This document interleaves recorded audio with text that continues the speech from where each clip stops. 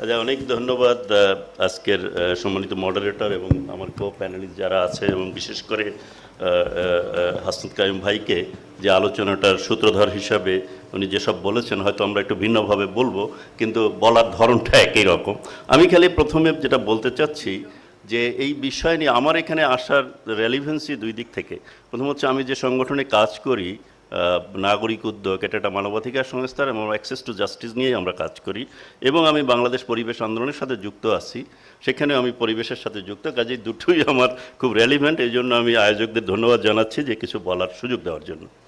এখানে দুটো শব্দ আমরা সব জায়গায় ঘুরে ফিরে দেখছি, একটা ফেয়ার আর একটা জাস্টিস। তো আমার মনে হয় যে এইটাই রাইট টাইম। আমরা কি চাই বাংলাদেশে? আমরা চাই একটা ট্রানজিশন, একটা জাস্ট সোসাইটিতে আমরা চাচ্ছি। এখন জাস্ট সোসাইটি, ফেয়ার সোসাইটি, এইটা কিন্তু মানবাধিকারের ঊর্ধ্বে। মানবাধিকার একটা কম্পোনেন্ট। কাজেই আমি মনে করি যে এখন এই সময় যেখানে আমরা এই কথাগুলো বলবো, জাস্ট অ্যান্ড ফেয়ার সোসাইটিটা কি।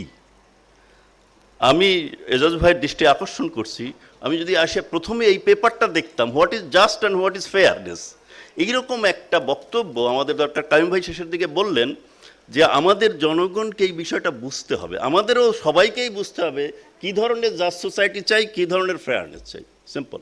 কাজেই আমার মনে হয় মূল ব্যাপারটা, এই শব্দই জটিল এখন, কেননা এখন গণতন্ত্রের উত্তরণ দিয়ে আমাদের খুব একটা কিছু হবে না। গণতন্ত্র একটা কম্পোনেন্ট জাস্ট ট্রানজিশনের। কাজে আমাদের যেটা হবে এখন দ্রুত আলোচনা করতে হবে যে আমরা কেমন জাস্ট সোসাইটি চাই। এখন আজকের আলোচনাটা হচ্ছে যে মোবিলিটির ক্ষেত্রে জাস্টিসটাকে, আপনারা জানেন ইতিমধ্যে অনেকগুলো কমিশন হয়েছে, এখানে কমিশনের বাইরেও অনেক কাজ হচ্ছে। প্ল্যানিং কমিশনে আমাদের একটা ইনভাইটেশন ছিল, সেখানে আমরা দেখলাম যে ইনফ্রাস্ট্রাকচার অ্যান্ড মোবিলিটি এই ডিসকাশনটা হয়েছে। সেখানে ইনফ্রাস্ট্রাকচার হচ্ছে কিন্তু মোবিলিটি কিন্তু রেস্ট্রিক্টেড হচ্ছে, মোবিলিটি বাড়তেছে না। আমাদের ঢাকা শহরে, আমি একসময় কাপাসিয়া কাজ করতাম, আমি সকালে কাপাসিয়া যেতাম আর আসতাম, মানে কাজ করে 1.5 ঘন্টার মধ্যে চলে আসতাম। মহাখালী দিয়ে উঠলে আমি কাপাসিয়া থেকে 1.5 ঘন্টায় চলে যেতাম, সেটা 87-এ।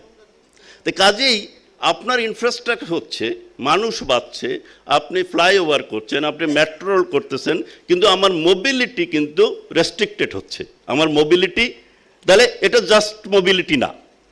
আমি যদি যেতে আমার 4 ঘন্টা লাগে আর আমার এত কিছু হয়, আমার ইনফ্রাস্ট্রাকচার হয়, তো আমি তো জাস্টিস পাচ্ছি না, আমার তো সময় তো রাস্তায় চলে যাচ্ছে।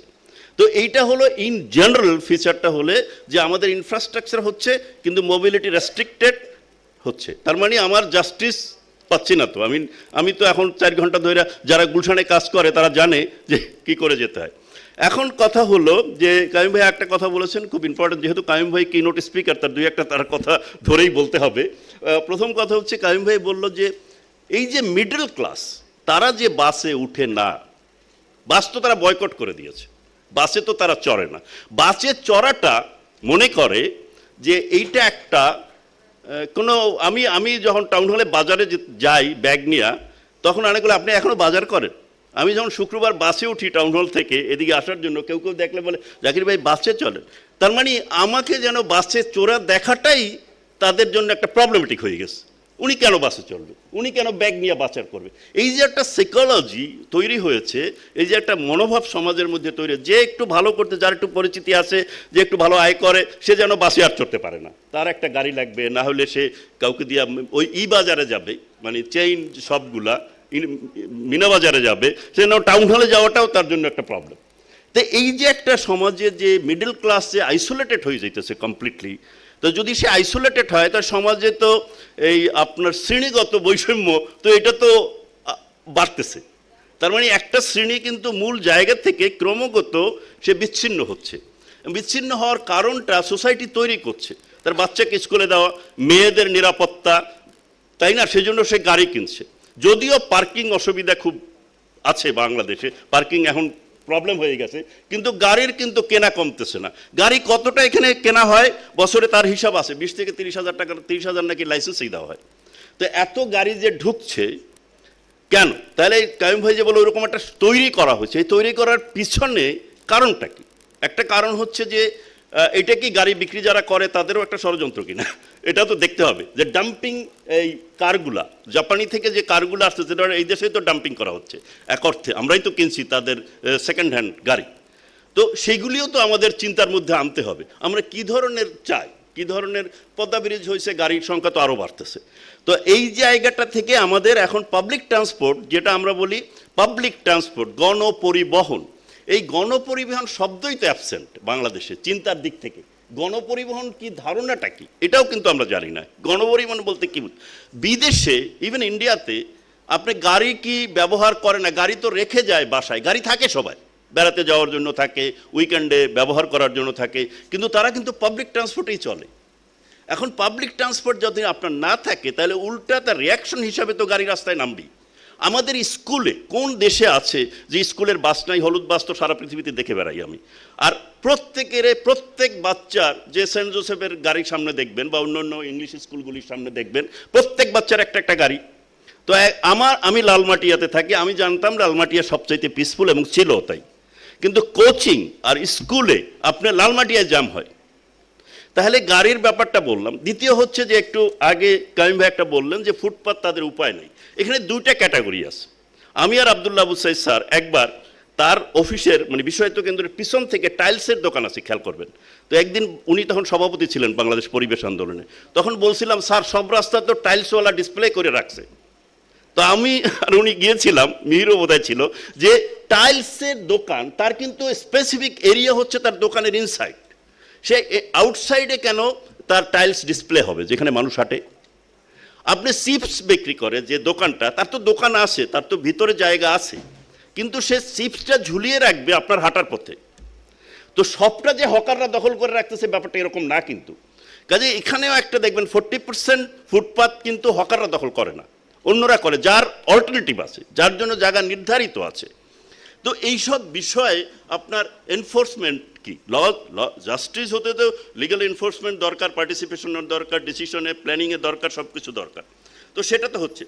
আপনি এই শহরেই বোধহয় পৃথিবীর মধ্যে একমাত্র শহর সেখানে ফিটনেসবিহীন গাড়ি চামড়া উঠানো, এটা তো আমরা আর কোনো দেশে দেখি না। এখন আমরা অন্য দেশকে তুলনা করব না, আমরা তুলনা করব আমার পাশের দেশকে, অর্থাৎ আমার কলকাতাতে তুলনা করব, কেন সে তো অর্থনৈতিকভাবে আমার মতোই খানিকটা। এক সময় অর্থনীতিবিদ ইন্ডিয়ান, উনি বিখ্যাত অর্থনীতি, নামটা ভুলে গেছি, উনি এসেছিলেন, উনি লেফট গভর্নমেন্টে আপনার মন্ত্রী ছিলেন, আমাদের অশোক মিত্রকে জিজ্ঞেস করা হয়েছিল যে আপনারা কি করেছেন কলকাতাতে। বলে না, আমাদের মেয়েরা ওইটা একটু কেন দিয়া ধাক্কা দিয়া বলতে পারে দাদা আমাকে একটু বসতে দেন, ওটা করছি। মেয়েদের জন্য কি করেছেন এটা জিজ্ঞেস করেছিল আমাদের এখানে একজন অ্যাক্টিভিস্ট, নারী অ্যাক্টিভিস্ট, তখন উনি এই কথা বললেন। তো কলকাতা যান, এক সাইডটা কিন্তু ফ্রি মেয়েদের জন্য, তো মোবিলিটি তার জন্য তো রিজার্ভ আছে, এক সাইডটা কমপ্লিটলি ফ্রি, এবং তাকে বলতে হয় না যে দাদা আপনি ওঠেন, উঠলেই কিন্তু আপনি উনি ছেড়ে দেয়, যে বসে থাকে যদি কেউ, সে কিন্তু ছেড়ে দেয়। দ্বিতীয় হচ্ছে, আচ্ছা মোবিলিটি বলতে কি আমরা রাস্তাঘাটে বাসে উঠবো, গন্তব্য যাবো, এটা বুঝাই না। আমার পাবলিক টয়লেটের অবস্থা কি, ওটাও মোবিলিটির পার্ট। আপনি কলকাতাতে দেখবেন এই দিকে পাবলিক টয়লেট, ঢাকা শহরে দেখেন এই দিকে পাবলিক টয়লেট, দুনিয়ার সব জায়গায় পে করে। আমার এইখানে পাবলিক টয়লেট না থাকার কারণে বিশেষ করে আমাদের নারীরা অনেক ধরনের অসুস্থতার মধ্যে শিকার হচ্ছে, এটারও কিন্তু মেডিকেল রিপোর্ট আছে। কাজে আমাদের পাবলিক টয়লেটের ব্যাপারে ভাবতে হবে। বাসে আমাদের আর তো আমরা উন্নত দেশের, কেন আমরা তো একটা উন্নত দেশ হতে চাই। আপনি ডিসেবল যারা, হুইল চেয়ার, তার পক্ষে কি বাসে চড়া সম্ভব ঢাকা শহরে? তাহলে আপনি জাস্টিস কোথায় পাচ্ছেন? জাস্টিস তো নাই। কত প্যাডেস্টেরিয়ান, আমাদের 40 to 60% লোক, তো 50 to 60% তো হেঁটে চলে, হ্যাঁ, তো তাদের জন্য তো কিছু নাই। আমি একবার ওয়েলসে গিয়েছিলাম, ওয়েলসের পার্লামেন্টে একটা অনুষ্ঠানে আমাকে বলেছিল যে পার্লামেন্টে বসার জন্য। আমি দেখলাম সেখানে ডিবেটটা হচ্ছে সারাদিন জন্য, প্যাডেস্ট্রিয়ান রাইট এবং সাইক্লিস্ট রাইট।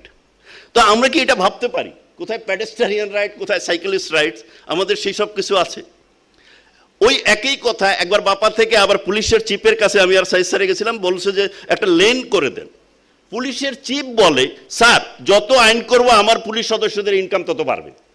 আপনি যখন রিক্সা লেন করতে যান তাহলে ওই লেনে ঢুকবে, ওইখান থেকে আরও পুলিশের আয় বাড়বে। কিন্তু আইন যত বেশি হবে এনফোর্সমেন্ট, তত পুলিশের আয় বাড়বে, এটা পুলিশের চিফ বলেছে। তো এই জিনিসগুলো আমাদের ভাবতে হবে। সেই কারণে আমি শেষ করছি, আমাদের যেটা দরকার এই এমআরটি যেটা হচ্ছে সেখানে কারা চলতেছে, আমি এয়ারপোর্টে তাড়াতাড়ি চলে যাই সেটা ঠিক আছে।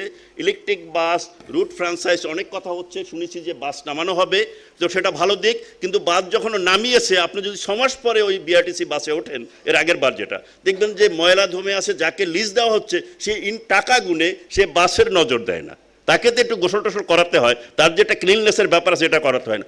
আমাদের বাসগুলো রাস্তায় দাঁড়িয়ে, ঢাকা শহরে কতটা বিআরটিসি আপনার আছে যেখানে বাস রাখে, ওগুলাকে আমি 3 তালা কেন করছি না? মোহাম্মদপুরে আছে, মিরপুরে আছে, এইটা নিয়ে আমাদের আলাপ করতে হবে যে কতগুলা, এইটা যদি একটা সার্ভে করতে পারি এবং সার্ভে করে আমরা বলতে পারি এতগুলো আপনার বাস ডিপো আছে, সেখানে যদি আপনি 3 তালা করে দেন বাস রাখবে। আপনি নিউ ইয়র্ক থেকে ওয়াশিংটন দেন, বাস দেখবেন না, 2 মিনিট আগে আপনাকে বলবে যে বাস দাঁড়াইছে, সব গ্রেহাউন্ড নিচে থাকে। তো আপনাদের এই পুরো ব্যাপারটা গার্মেন্টস ওয়ার্কারদের উপর গবেষণা করতে দেখছি, সে বাসার থেকে বেরোয় যখন তার কাজে যায়, তখন এই পাবলিক ট্রান্সপোর্টে সে কত ধরনের হেনস্থার শিকার হয়, তাই না, নারী শ্রমিক হিসাবে। তো কাজে এই টোটালিটিটা আমাদের ভাবতে হবে এবং আমাদের জাস্ট সোসাইটি কি, এইটা নিয়ে আরও আলোচনা দরকার। সকলকে ধন্যবাদ জানাচ্ছি।